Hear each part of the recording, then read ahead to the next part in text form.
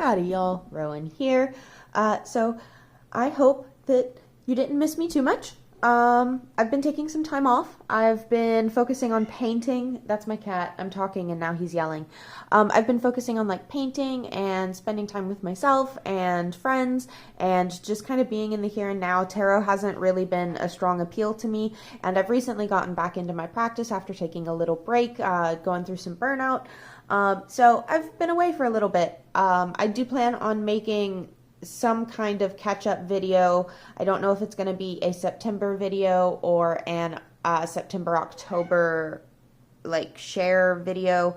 Anne was not the right article to use for that, but that's okay. I've got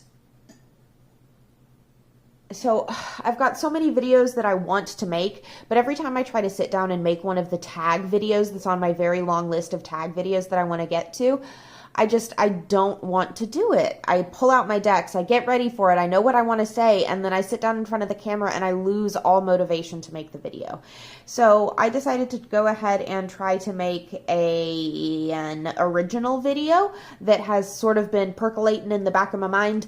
A couple of months ago, nearly 6 months ago actually at this time, Tarot Magpie posted a video wherein they were comparing the tarot to oracle decks and trying to overlay oracle cards and tarot cards and like combine the meanings with each other.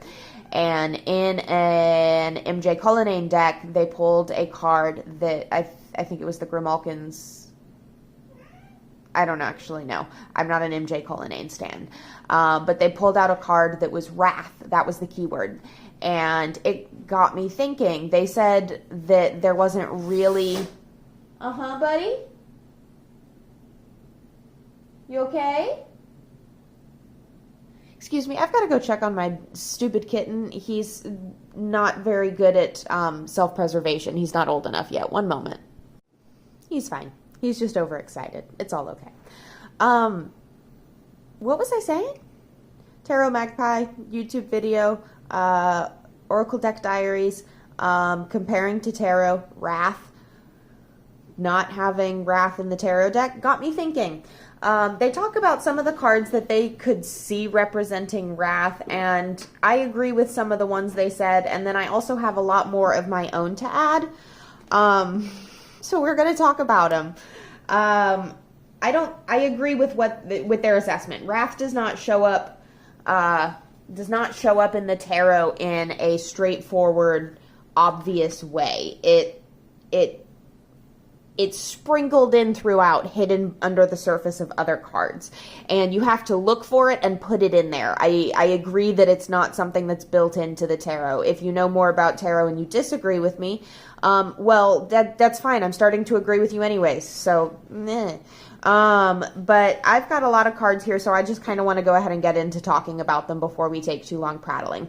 I have selected from 4 different decks. I have selected the Couture Tarot, the Aqua Maree Tarot, the Good Fortune Tarot, and the Bianco Nero Tarot.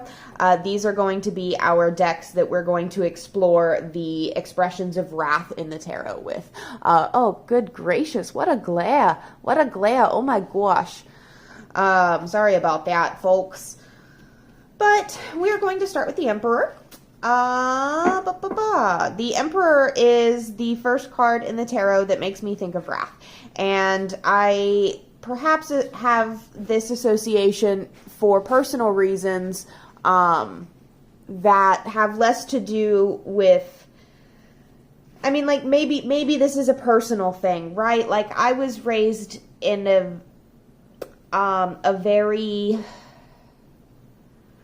traditional American, traditional Protestant interpretation of gender roles, and so divine masculine to me, or the ultimate expression of masculine to me, in the form of a force of structure and obedience and conforming of will to a greater, not necessarily greater, but higher force of will, is very very in line with the masculine, and part of that is this divine anger, this wrath that sits under the surface and has to be controlled.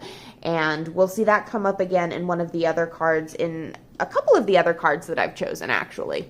And so I've just selected some emperors here. Not all of them necessarily look like they could be wrathful, but the fact of the matter is, part of the Western association of masculinity, I can't speak to Eastern associations at this time in my life, but part of Western associations of masculinity are angry and do represent that wrath, that anger of the soul, that fire within.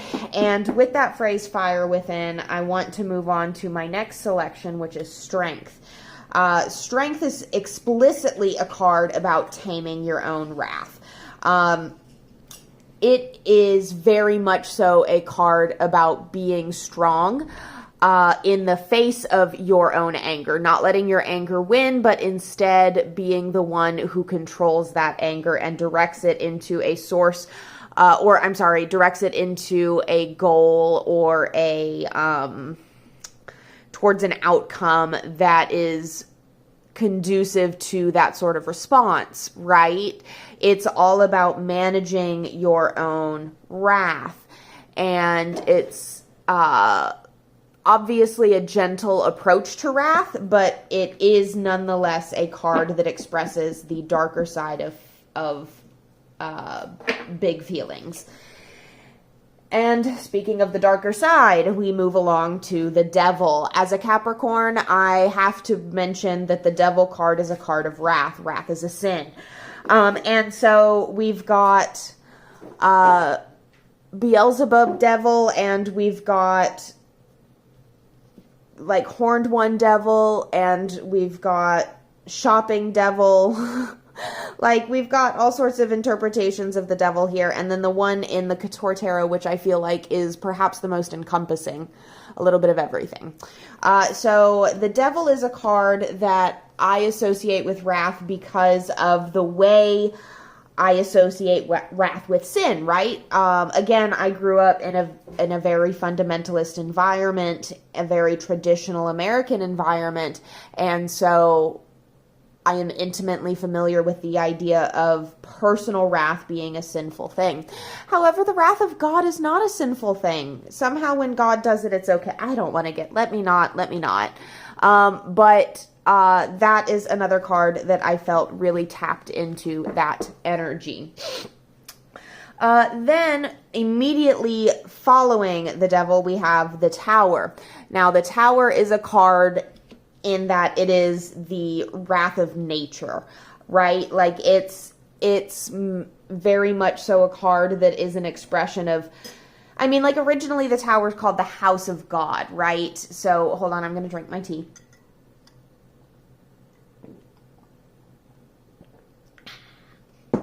And the House of God is tumbling, akin to the Tower of Babel falling when God becomes wrathful in the face of humans building a tower that they believed could compete with his might. And so he struck down the Tower of Babel, and struck down their ability to communicate. And so the Tower card does in a way represent the wrath of God. There's another card that we're going to pull up that also represents the wrath of God. And I could have even, if I really wanted to, I could have pulled out the Hierophant cards to again represent that. So like if I were to have a reading that had a lot of these same cards in them, I would interpret them communally as speaking to a specific type of anger that is represented through the cards and ways that they overlap. So I'm not saying that any one of these cards automatically means anger, means wrath, means short fuses, frustration, whatever other expression of anger you want to include. But I am saying that if these cards in the right context show up, they can mean wrath. They can mean anger. So next we're going to talk about Judgment. This one is really the wrath of God, right? This is the ultimate wrath of God. And this one shows the wrath of God less so in the positive aspect and more in the shadow aspect of it. If you're scared of Judgment, then that says that you've got some answering to do, right? So the Bianco Nero, right? We've got this traditional portrayal of the Judgment card. The Good Fortune Tarot, oh man, this Judgment card, I've talked about it before, but it makes me want to cry. It's so perfect. This Judgment card is not particularly wrathful, but in its shadow aspect, look at him, his feet hanging over the grave, it could be. This Judgment card really shows the wrath aspect of it, and for that, I gotta hand it to the Aqua Maree. Really sells that idea. And then the Couture Tarot Judgment card. Now, again, it's not on the face of the card, but if a lot of these cards were to show up together, I'd have to assume there's some anger at play, right? And we're going to talk a lot about the same two suits in the Minor Arcana, or Arcana, whatever, I don't care. The first suit is the suit of the Wands, and we're going to spend basically all of the time on the suit of the Wands. And then we've got some repeats in the suit of Swords. So let's go ahead and move through it pretty quickly. We start with the Ace of Wands. This is a card that can refer to coming to an inspiration for something. It is a card that can refer to getting passionate about something. But it's also a card, the flip side of passion, right, is anger. So it is a card that can be about the first inklings of an expression of anger. It can be about the first spark in a rift between two people. It doesn't necessarily have to just be a positive passion, okay? I dropped a card. We're moving on. The next one, this one is another one that, oh, no. Tarot Magpie did not touch on this one. Sylvie did not mention this one. It's the Five of Swords, excuse me. We'll get to that one. But this is the Five of Wands. This usually refers to a friendly competition, but competition can easily bring out the worst in people, and these cards hint at the presence of a potential sore loser or sore winner. And for that, I had to acknowledge that sometimes, especially here in the Aqua Maree, we get a very violent expression of competition here. I had to go ahead and pull the Five of Wands. It's also conflict of passion, right? Conflict of passion sounds a lot like anger and wrath to me. Perhaps a wrath within yourself at the ways in which you're not living up to the expectations that you've placed on yourself because of outside influence, most likely, but also because of perfectionism within the self, etc. So that's definitely a type of anger too. Then we get on to the Seven of Wands. This is a righteous anger. This is the kind of anger that you use to pursue a passion that is bigger than yourself, because just having faith in yourself is not enough. This is the kind of anger that moves communities and mountains. Seven of fucking Wands. This is when you know that there is something that has to be done and you do it because nobody else will, only you will, and you have the drive, you have the wherewithal. The next card, this one's a bit of a stretch, and I admit that, but if it were in, again, if it came up with a bunch of these other ones, these other cards, you could interpret it as being about anger, and that is the my cats. That is the Eight of Wands. So this card is usually about speed, about inertia, about rapid change, about, I like to say it's about precision and accuracy, or accuracy as well. But it can be very much so about the quickest of emotions, the quickest of forms of matter, plasma, and fire, and anger. I should have structured that sentence differently, but that's okay. That's okay. So Eight of Wands can indicate anger in a fast-moving flare-up kind of way, like quick to anger. But there are other cards that are better at quick to anger. We'll get to those in a minute. Then we have the Nine of Wands. This is the kind of anger that is directed towards you. So this is when you feel like you are on the receiving end of perhaps even unjust wrath. This is the sort of persistence that keeps you going even though you are faced with negative emotions from others. And in some ways, it requires your own wrath in order to meet it. So, Nine of Wands.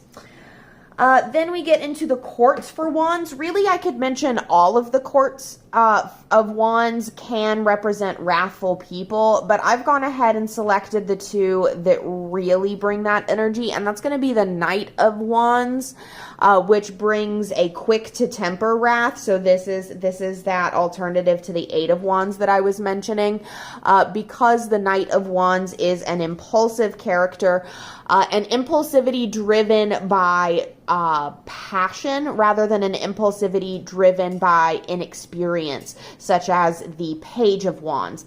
And this character in the tarot, this archetype, is one that is quick to righteous anger, quick to be driven by their inner fire, which is in this case an emotion, but it's a fiery emotion. It's not a watery emotion by any stretch. It is definitely an emotion of the flames.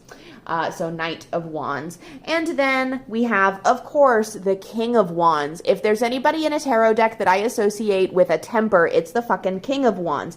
But the King of Wands is a character who has control of their temper, and the only time that it bursts forth is when there is a serious need for movement. So the King of Wands will only lose control of themselves if they know that it is safe to do so, because it will still bring about results, even if it might be embarrassing to do so.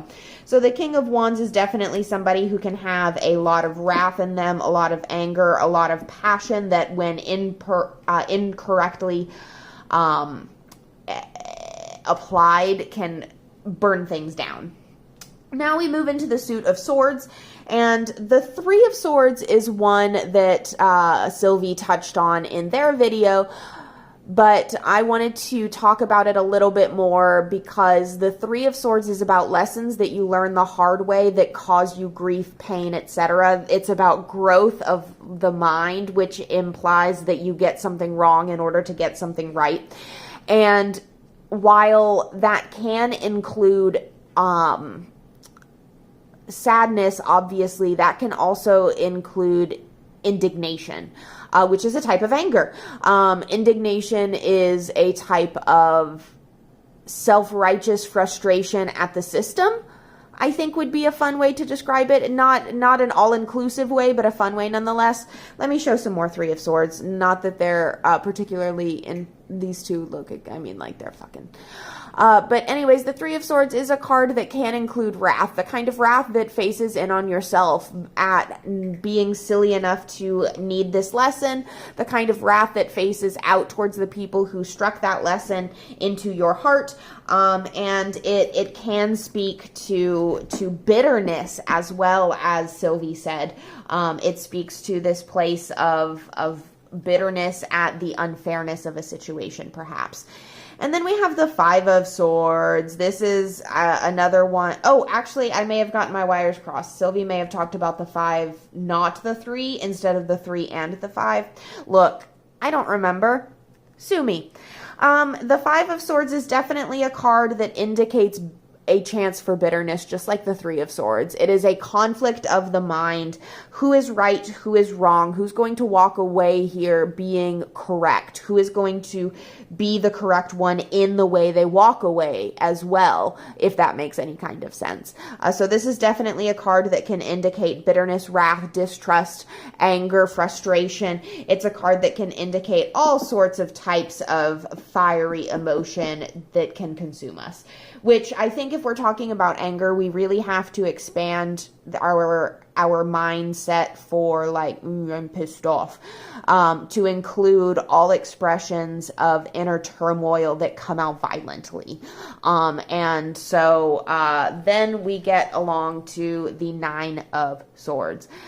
This refers to anxiety, which is a type of anxiety is where anger comes from fear, from distrust, from not feeling safe, and from lashing out. And so I had to include the Nine of Swords, because while I normally associate this card with specifically worry, anxiety, fear, overthinking, nightmares, not sleeping, I can broaden that view to include anger, right? Because it can include anxiety, which can manifest as frustration at all the wrong things. It can manifest as anger at the world, as a form of self-protection.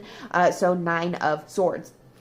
And finally, we are wrapping up our discussion of anger within the tarot with the Queen of Swords.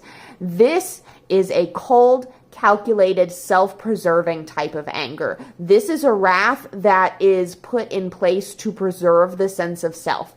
If there is a minor arcana pip card that matches it, it's strangely enough, the Nine of Wands matches for me the Queen of Swords, because it does have that long-suffering feeling that the Queen of Swords has as the Widow card, as the one who has been wronged, as the one who has been left behind, as the one who has been through these painful situations and learned to be stronger, to be harder, to be crueler in the face of cruelty. So Queen of Swords, my final choice for wrath.